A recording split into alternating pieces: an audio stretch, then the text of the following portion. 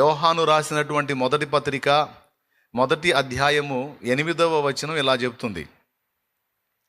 మనము పాపము లేని వారమని చెప్పుకునే ఎడల మనలను మనమే మోసపుచ్చుకొందుము మరియు మనలో సత్యం ఉండదు. తర్వాత మన పాపములను మనము ఒప్పుకొనిన ఎడల మన పాపములను మనం ఒప్పుకొనిన ఎడల ఆయన నమ్మదగిన వాడును నీతిమంతుడును గనుక ఆయన మన పాపములను క్షమించి సమస్త దుర్నీతి నుండి మనలను పవిత్రులనుగా చేయును. ఇప్పుడు ఏం జరగవలసి ఉంది? పాపములను ఒప్పుకోవలసి ఉంది. ఒప్పుకున్నప్పుడు ఏం జరిగిద్ది? మన పాపములను ఆయన అడ్డు తొలగిస్తాడు, మన అతిక్రమములను పరిహరిస్తాడు, మనల్ని పవిత్రులుగా చేస్తాడు. అప్పుడు మన ప్రార్థన ప్రభు చెంతకు చేరిద్ది. ఒకటి, మన అతిక్రమములను దోషములను దేవుడు పరిహరించి మనల్ని పవిత్రులను చేయటం ద్వారా. రెండవది, ప్రార్థన ముగింపులో ఇవన్నీ యేసునామంలో అడుగుచున్నాము తండ్రి. ఇంకా నా విషయంలో నీకేదైనా అభ్యంతరం ఉంటే సరే, నన్ను పక్కన పెట్టు, నీ ప్రియకుమారుడైన యేసు నామమును బట్టన్నా నా ప్రార్థన అంగీకరించని మనం చివరిలో మెన్షన్ చేసేటువంటి యేసు నామాన్ని బట్టి కూడా మన ప్రార్థన తండ్రి యొద్దకు చేరుతుంది. సో ప్రార్థించడంలో మొట్టమొదటిది మనోనిదానం, రెండవది పాపపు ఒప్పుకోలు లేదా దోషములను ఒప్పుకొనుట. ఒప్పుకొని మన వంతు మనం దేవునికి చెప్పాలా, దేవా నేను పోరాడుతున్నాను, ఈ శరీరానుసారమైన క్రియలు నిన్ను అభ్యంతరపరుస్తున్నాయని నేను ఎరుగుదును, వాటి నుంచి విడుదల పొందడానికి, వాటి మీద జయం పొందడానికి నా వంతు పోరాటం నేను చేస్తున్నాను, నాకు సహాయం చేయి. మరి తెలిసి కొన్ని తెలియక కొన్ని నా వలన నువ్వేవో అభ్యంతరాలు ఎదుర్కొని ఉంటావు కనుక వాటి విషయంలో ఫలానాది నాకు గుర్తుంది, ఇదిగో ఫలానాది తప్పే, నన్ను క్షమించమని దేవునితో మనం ముఖాముఖి మాట్లాడుకోవచ్చు. అలా యథార్థ హృదయంతో దేవుని ముందు మనం ఎందుకు పాపం చేశాను ప్రభువా, అవతల వాళ్ళు తొందర పెట్టారు, లేకపోతే ఏదో తెలిసి తెలియకలేయా అనకూడదు. తెలిసే నేను తేడా పడ్డాను తండ్రిని యథార్థంగా ఒప్పుకోవాలి. నీ ప్రేమను చనువుగా తీసుకొని, చులకనగా తీసుకొని నేను బుద్ధిహీనమైన అడుగులు వేశాను తండ్రి, దయతో నన్ను క్షమించు, మరోసారి అలా జరగకుండా నా వంతు ప్రయత్నం నేను చేస్తాను నాయన, నా ఎందుకు కనికరపడని. అది చిన్న దోషమే కానీ పెద్దదే కానీ ఏదైనా సరే, నీ వలన ఒక అతిక్రమం జరిగినప్పుడు నువ్వు దాన్ని దేవుని ముందు యథార్థ హృదయంతో ఒప్పుకోవటం అనేది మంచి ప్రక్రియ. అప్పుడు ఏం జరిగిద్దంటే, మనం ఒప్పుకొనిన అతిక్రమాలన్నిటిని కూడా ఆయన తన రక్తము చేత పరిశుద్ధపరుస్తాడు. కొంతమంది పొరపాటులో పడి దేవుని ముందుకు రావటానికి భయపడతారు, మొహం చెల్లదు, నేను తగిన వాడిని కాదు, తగిన దాన్ని కాదు అని దూరం అవుతూ ఉంటారు దేవునికి. అది తప్పు. దేవుని ముందుకు రాకపోతే నువ్వు పాపంలోనే నిలిచుంటావు, ఇంకా ఎక్కువ అయిపోద్ది. అట్లా కాదు, ఆయన వెలుగులోనున్న ప్రకారం మనము కూడా ఆయనతో పాటు వెలుగులోనున్న ఎడల, వెలుగులో నడచిన ఎడల ఆయనతో అన్యోన్య సావాసము గలవారం మగుదుము. అప్పుడు యేసు రక్తము ప్రతి పాపము నుండి మనలను పవిత్రులనుగా చేయునన్నాడు. ఆ మాట పైనే ఉంటుంది, 6వ వచనంలో ఉంటుంది. అదే మొదటి యోహాను పత్రిక మొదటి అధ్యాయం 6వ వచనంలో ఉంటుంది. ఆయనతో కూడా సహవాసము గలవారమని చెప్పుకొని చీకటిలో నడిచిన ఎడల మనం అబద్ధమాడుచు సత్యమును జరిగింపకుందుము. అయితే ఆయన వెలుగులోనున్న ప్రకారము మనమును వెలుగులో నడిచిన ఎడల మనము అన్యోన్య సహవాసము గలవారము. ఏదైనా అతిక్రమం జరిగినప్పుడు నువ్వు అతిక్రమాన్ని దేవుని ముందుకు వచ్చి ఒప్పుకోవాలి. ఆయన వెలుగులో నీ పాపములన్నీ బహిర్గతం అవుతాయి గనక నువ్వు ఒప్పుకోవాలి. అలా ఒప్పుకోకుండా నువ్వు చీకట్లోనే కూర్చొని దేవునికి దూరం అయిపోతే కరెక్ట్ కాదు కదా. కాబట్టి నువ్వు వెలుగులోకి రావాలి అంటే దేవుని ముఖకాంతిలోనికి రావాలి. వచ్చి ఆయన ముందు దోషాలు ఒప్పుకోవాలి, ఒప్పుకొని ఆయనతో నడవటానికి ఇష్టపడాలి. అప్పుడు యేసు రక్తము ప్రతి పాపము నుండి మనలను పవిత్రులనుగా చేయును. కాబట్టి రెండవది ఏంటంటే, మన దోషములను దేవుని ముందు ఒప్పుకొని మనం సరిదిద్దుకోవడానికి ఇష్టపడినప్పుడు దేవుడు దోషాలను పరిహరిస్తాడు కనుక మనం పవిత్రపరచబడతాం. అప్పుడు మన ప్రార్థన దేవుని చెంతకు చేరిద్ది. నువ్వు ఏదన్నా అడుగు, దేవుని ఏం మాట్లాడతావు దేవునితో, అవి నీ ఆత్మ సంబంధమైనవా, మనస్సు సంబంధమైనవా, శరీర సంబంధమైనవా, నువ్వు దేవుణ్ణి ఏం రిక్వెస్ట్ చేయాలనుకుంటున్నావో, నువ్వు యాచించాలనుకుంటున్నావా, విజ్ఞాపన చేయాలనుకుంటున్నావా, ప్రభు చిత్తం నెరవేరినట్లు ప్రార్థించాలనుకుంటున్నావా, లేకపోతే ప్రభు చేసిన మేలులను బట్టి మనసారా దేవుణ్ణి స్తుతించాలనుకుంటున్నావా, కృతజ్ఞతలు చెప్పాలనుకుంటున్నావు, నువ్వు ఏదన్నా చెప్పు. కానీ మొట్టమొదట మనోనిదానం, రెండవది దోషములను ఒప్పుకొనుట. మూడవది, ఇప్పటికే దేవుడు చేసిన మేలులకు కృతజ్ఞతలు చెప్పుట అనేది కూడా ఒకటి ఉంది. మూడవది, ఇప్పటి వరకు దేవుడు చేసిన మేలులను తలంచి కృతజ్ఞత చెప్పుట. ఆ మేలులలో మొట్టమొదటిది ఏంటంటే మన పాపములను ఏ రోజుకు ఆ రోజు ఆయన పరిహరిస్తున్నాడు. అది పెద్ద మేలు. ఇక తర్వాత అన్న వస్త్రాలు, ఆయురారోగ్యం, విజ్ఞాపనలకు జవాబు, అడిగిన విషయాల్లో దేవుని సమాధానం, వాటన్నిటిని బట్టి దేవునికి రక్షణను బట్టి, మరి మనకి రక్షణ రక్తం గార్చి ఇచ్చాడు, ప్రాణం పెట్టి ఇచ్చాడు. రక్షణను బట్టి కృతజ్ఞతలు చెప్పొచ్చు. ఆ రక్షణలో ఇంతవరకు నువ్వు కొనసాగుతున్నట్లుగా దేవుడు చేయుటను బట్టి దేవుడిని స్తుతించవచ్చు. ఒకవేళ ప్రభు సేవ చేసే వ్యక్తివైతే ఆ సేవ నీకు దేవుడు ఇచ్చినందుకు, దూతలకు సైతం లేని అవకాశం నీకు ఇచ్చినందుకు కృతజ్ఞతలు చెప్పొచ్చు. ఆయన చేసిన ఉపకారములను, మేలులను తలంచుకొని దేవునికి స్తోత్రాలు చెప్పుకోవచ్చు. కాసేపు అట్లా దేవుని మహింపరచుకుంటూ దేవునితో మాట్లాడుకోవచ్చు. ఏమైనా అర్థమవుతుందా నేను చెప్పేది? నిజంగా చెప్పండి, అర్థమవుతుందా? ప్రార్థనకు ఉపక్రమించినప్పుడు మనం ఎలా చేయాలి ప్రార్థన అనేది చెప్తున్నాను సోదరులారా. మీకు తెలిస్తే సంతోషం, తెలియని వాళ్ళు అయితే నేర్చుకోండి. ఏం చెప్పాను? 3 సంగతులు చెప్పాను. మొట్టమొదటిది, రెండవది దోషముల యొక్క ఒప్పుకోలు, మూడవది దోషములను పరిహరించినందుకు గాను దేవునికి. అంతేకాదు, ఇప్పటి వరకు ఏ రోజుకా రోజు పరిహరిస్తూ ఉన్నాడు, వాటిని బట్టి కూడా దేవుని కృతజ్ఞతలు. అంతేగా దేవుడు మనకు చేసిన ఉపకారములన్నీ నీ గుర్తున్నంత వరకు దేవుణ్ణి సన్నుతించాలి. అది మర్యాద. ఏందది? మర్యాద, పద్ధతి. ఎవరి దగ్గరైనా మనం ఏదన్నా ఫలం పొందేటప్పుడు ఆ మనిషిని అడగటానికి ముందు, గతంలో నువ్వు నాకు ఎంతో సాయం చేసావనే మాట అంటాంగా.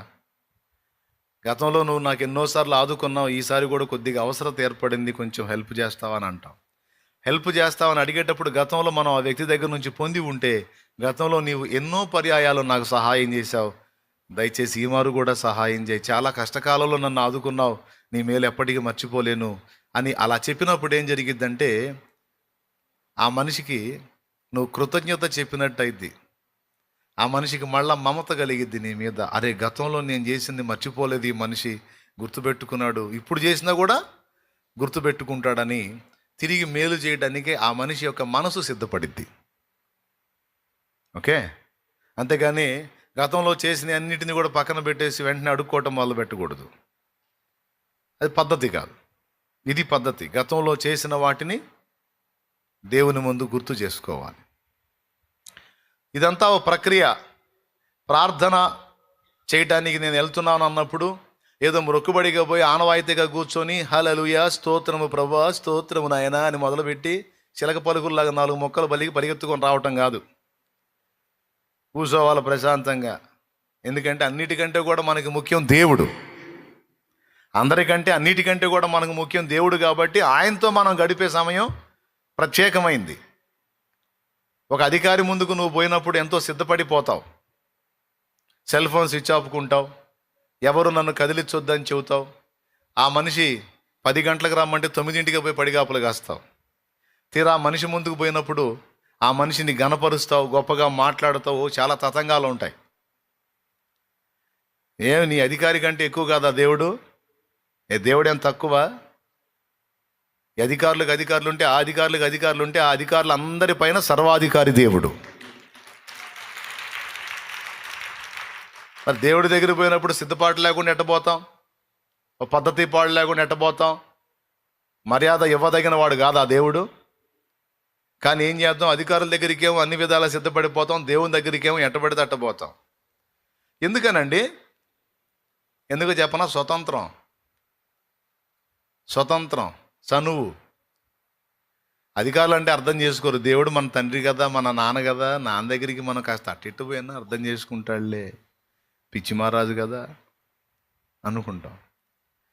సరే పర్వాలేదు, స్వతంత్రం ఉంది కాదని నేను అనట్లా, స్వేచ్ఛ ఉంది కాదని నేను అనట్లా. దాంతోపాటు ఆయన మర్యాద ఇవ్వదగిన మనిషి కదా, మర్యాద ఇవ్వదగిన వ్యక్తి కదా మన యేసయ్య. కాబట్టి కొంచెం సిద్ధపాటు కలిగి ఆయన దగ్గరికి పోవటం కూడా మంచిది. అదొక ఇష్టమైన ప్రక్రియగా ఉండాలండి.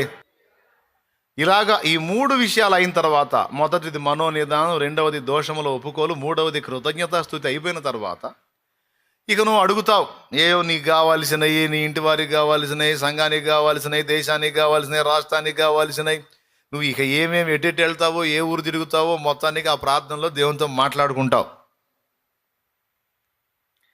మాట్లాడటం అయిపోయిన తరువాత, నువ్వు చెప్పాలనుకున్నవన్నీ చెప్పిన తర్వాత, యేసు నామములో అడుగుచున్నాము తండ్రి ఆమేన్ అని టపామని కళ్ళు తెరిచి ఇక లేచిపోతానే ఉంటారు. అవునా కాదా? నిజం మాట్లాడుకుందాం. యేసు నామములో అడుగుచున్నాము తండ్రి అంటాం ఆలస్యం. ఇంకా అక్కడ ఉంటే క్షేమకరం కాదన్నట్లు లేచి పరిగెత్తుతూనే ఉంటారు బైబిల్ తీసుకొని పత్తా లేకుండా. చాలామందికి ఉన్న అలవాటు, దురలవాటు. అది మంచి అలవాటు కాదు, దురలవాటు అని చెప్పాను నేను. ఎందుకో చెప్తా విను. ప్రార్థన అంతసేపు చేశావు, అన్ని ఒప్పుకున్నావు, మాట్లాడావు, దేవునితో సంభాషించావు, ఏవేవో నువ్వు కావాల్సినవన్నీ అడిగావు, అంతా అయిపోయింది. ఇప్పుడు అంతసేటు అడిగి అంతసేటు అప్పచెప్పినప్పుడు అవతల వ్యక్తి ఇస్తానో ఇవ్వనో చెప్పిన దాకా ఉండాలిగా. ఇప్పుడు మీరు నా దగ్గరికి వచ్చారండి, వచ్చేదో నీ సొదంతా చెప్పావు చాలాసేపు. నువ్వే మాట్లాడి నేను ఇంకా ఏం మాట్లాడకుండానే అదన్న సంగతి మరి ఉంటా అని వెళ్ళిపోయావు అనుకో, అది మర్యాదేనా? అది మర్యాదేనా? మరి చాలామంది చేస్తున్న పని ఏంది? ఇదేగా. అది తప్పు. దాన్ని ఏమని చెప్తున్నానంటే దురలవాటు అని చెబుతున్నాను నేను. ప్రార్థన మంచి అలవాటే, ముందు చెప్పినవన్నీ మంచి అలవాట్లే, కానీ ఈ చివర్లో యేసు నామములో అడుగుతున్నాం తండ్రి ఆమేన్ నీకు ఉంటా ప్రభువా అని వెనక్కి తిరిగి చూడకుండా, భూత వైద్యం పొందినోడు కానీ వెనక్కి తిరిగి చూడకుండా పోయినట్టు పోతూ ఉంటారు. అది తప్పు. ఆ తరువాత ప్రార్థన అంతా నువ్వు చెప్పాలనుకున్న విషయాలన్నీ దేవుడితో చెప్పిన తరువాత నువ్వు చేయాల్సినది ఏంటంటే కనిపెట్టుట. అది అసలు విషయం. ఏంటది? కనిపెట్టుట. దీన్ని అందరూ అలవాటు చేసుకోవాలి. మీరు మనందరం దీన్ని సాధన చేయాలి. మనలో అనేక మందికి ఈ అలవాటు లేదు. ఈ అలవాటు భక్తులు కలిగి ఉన్నారు. ప్రార్థన చేసి యేసు నామములో అడుగుతున్నాం తండ్రి ఆమేనని వాళ్ళు పత్తా లేకుండా పోరు. వాళ్ళు మౌనంగా కనిపెడతారు. దీన్ని కనిపెట్టు ప్రార్థన అన్నారు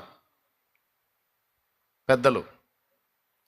అంటే ఏంటి? మాట్లాడినంతసేపు మాట్లాడి, మరి నా సంగతులన్నీ నేను చెప్పాను, మరి ఇక నువ్వేం చెప్తావో చెప్పు నాయనా, నీ సెలవు తీసుకొని పోతానని కనిపెట్టాలి. దాన్ని ఏమంటారంటే మర్యాద అంటారు, పద్ధతి అంటారు.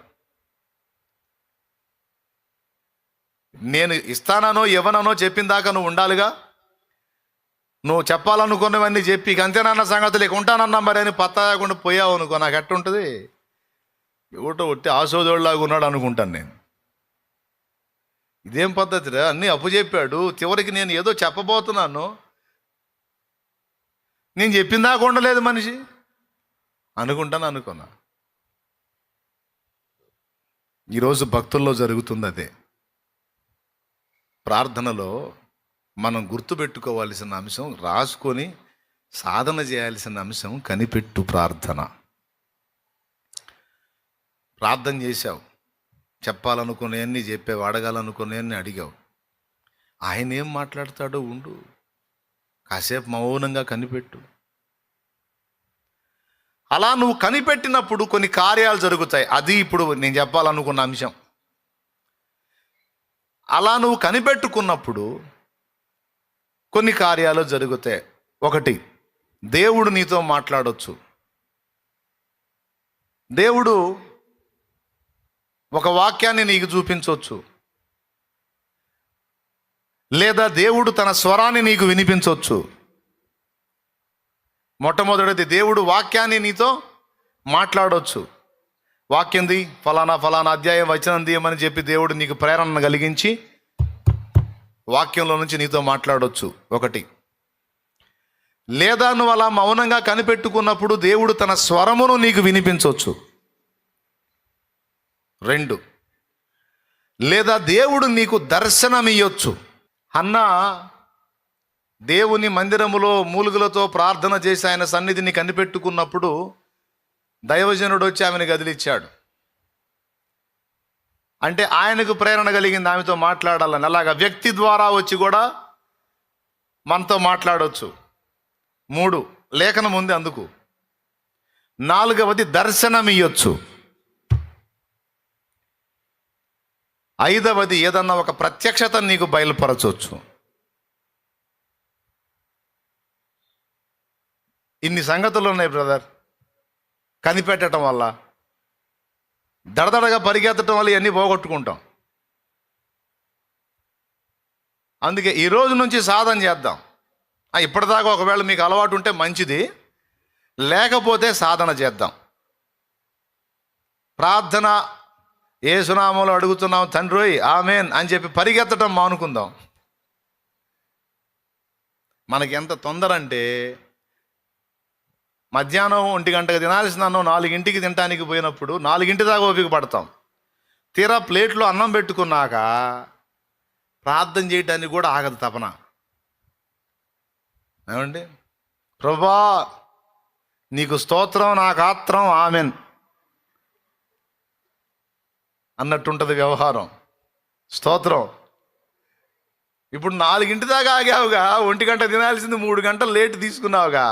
అంతసేపు ఓపిక పట్టిన వ్యక్తి ప్లేట్లో ఫుడ్ చూసేసరికి కడుపులో జీర్ణ రసాలు ఉత్పత్తి అవుతాయి. కడుపులో జీర్ణ రసాలు ఉత్పత్తి తొందర పెడుతుంటే ప్రభువా నీకు స్తోత్రం, నాకు ఆత్రం, ఆమెన్ అని తింటమే. నిజం అవునా కాదా?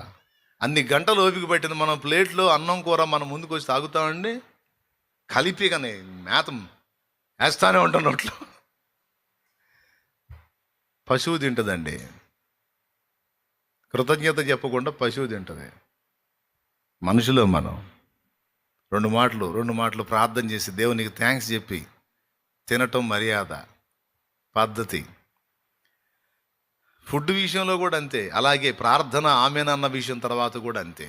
ఏం జరిగిద్దో అర్థం కాదు. నాకే చాలాసార్లు ఆమెన్ అంటూ లేచిపోవటం. నేను ఒరే ఎందుకురా పరిగెత్తుతున్నావు, ఏం కొంపలు మునిగినారు, కూర్చోరా, కూర్చో, కోదుగానే కూర్చో. నువ్వు చెప్పాలనుకున్నాయని చెప్పావు, మరి నేను చెప్పాలనుకునేవి కూడా ఉన్నాయిగా. చెప్పనే ఏం చెబుతావు తండ్రి, ఇంక అయిపోయింది. నేను ఆమెనన్నానంటే ఇంక నువ్వు కూడా నోరు మూయాల్సిందే దేవా. నేను ఆమెనంటే అర్థమైంది అనుకున్నావు, నువ్వు కూడా నోరు మూయమని. నీ తెలివి తెల్లారినట్టే ఉంది, సరే పో అంటాడు. ఏం చేస్తాడు ఆయన? 5 సంగతులు మనకు దొరికే ఛాన్స్ ఉంది. మొట్టమొదటిది, దేవుడు వాక్కు ద్వారా, వాక్యము ద్వారా, వచనము అధ్యాయం చూపించి మాట్లాడే ఛాన్స్ ఉంటుంది. 2వది స్వరము వినిపించే ఛాన్స్ ఉంటుంది. 3వది వ్యక్తిని, దైవజనురాలనో ఎవరినో ఒకరిని ఆత్మీయుడినో పంపించి ఆ వ్యక్తిలో నుండి మనతో మాట్లాడే ఛాన్స్ ఉంటుంది. 4వది దర్శనం ఇచ్చే ఛాన్స్ ఉంటుంది. 5వది ప్రత్యక్షతనిచ్చే ఛాన్స్ ఉంటుంది. కొన్నిసార్లు కొన్ని అంశాల కోసం మనం ప్రార్థన చేస్తాం. ఇది అర్థం కావట్లేదు తండ్రి నాకని కూర్చుంటే దానికి సంబంధించిన ప్రత్యక్షత ఇస్తాడు. ఇదిగో ఇది దాని అర్థం అని. లేఖనాలు అర్థం కాకపోతే కూడా అట్లా మాట్లాడతాడు దేవుడు. సో దీన్ని ఏమంటారంటే కనిపెట్టుకొనుట అంటారు దేవుని దగ్గర. ఈ కనిపెట్టుకొని దేవుని పాదాల దగ్గర కాచుకొని మౌనంగా మనం దేవుని కొరకు ఎదురు చూస్తున్నప్పుడు దేవుడు దర్శనములు ఇచ్చే అవకాశం ఉందని ఒక్కదాని మీదకి మీ మనసు తీసుకెళ్తాను ఈవేళ. ఏమిటది? దర్శనము. బైబిల్ గ్రంథంలో పాత నిబంధన చూసినా క్రొత్త నిబంధన చూసినా దేవుడు అనేక పర్యాయములు దర్శనములో భక్తులతో మాట్లాడాడు. దీనికి నిరూపణలు ఓల్డ్ టెస్టిమెంట్లో ఉన్నాయి, న్యూ టెస్టిమెంట్లో కూడా. నూతన నిబంధనలో ఉన్నాయి, పాత నిబంధనలో ఉన్నాయి. దర్శనము ద్వారా దేవుడు ప్రత్యక్షమగుట. అర్థమైందా? సరే, పాత నిబంధన పక్కన పెడదాం. అబ్రహాంకు అనేక పర్యాయాలు దర్శనమందు కనపడ్డాడు, హనోకుతో మాట్లాడాడు, నోవహుతో మాట్లాడాడు, భక్తుల్లో చాలా మందితో మాట్లాడాడు. ఆదాముకు దర్శనమిచ్చి మాట్లాడాడు. మోషేతో దర్శనమిచ్చి ముఖాముఖి మాట్లాడతానని మాట్లాడాడు. అలా పాత నిబంధనలో చాలా ఆధారాలు ఉన్నాయి, భక్తులతో మాట్లాడిన ఆధారాలు. దేవుడు దర్శనమందు. ఏమయ్యా, క్రొత్త నిబంధనలో కూడా అనేక వచనాలు ఉన్నాయి. చాలామంది ఈ దర్శనం అనే దాన్ని నిర్లక్ష్యం చేశారు. దేవుడు